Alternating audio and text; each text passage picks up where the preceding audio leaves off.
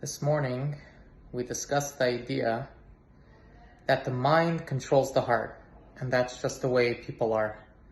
Although we've been discussing the whole week how basically the difference between intellect and emotions, that the emotions are a lot more powerful and passionate, and in a way kind of stronger and more soulful than the intellect, because the intellect is kind of just cold, and all it does is just provides like kind of a construct to understand something, but it's not the thing itself. It just kind of gives you a way to grasp something, but whereas emotions are the actual expression of the soul itself, where it's its expression towards something.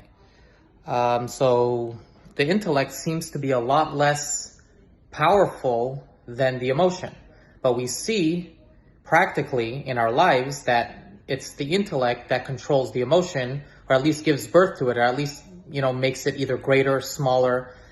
And the Rebbe Rashab this morning gives the example of while praying, when we're davening, which the whole job of davening is to arouse within ourselves a love for Hashem.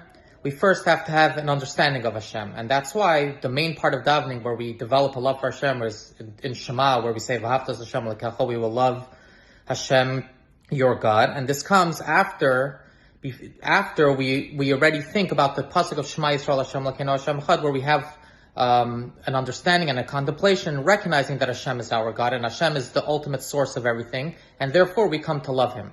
So we see that the emotion is born out of the intellectual process of understanding that Hashem is the life of everything, and therefore we come to love Him. And he says, therefore also, after davening, while davening, we develop this kind of emotional connection to Hashem. After davening, while we're working or throughout the day, it kind of, this emotion kind of evaporates, because we are unable to intellectually connect ourselves to God because we're busy doing other things. So as soon as the intellectual part and process of discussing and recognizing that Hashem is the source of our life and the source of good and the source of everything, that emotional love towards Him kind of disappears, because we don't have that intellectual thought process constantly going on. So from here we see that the intellect kind of guides and gives birth to the emotion. Where we're going with all of this, I guess stay tuned and we'll find out in the coming weeks.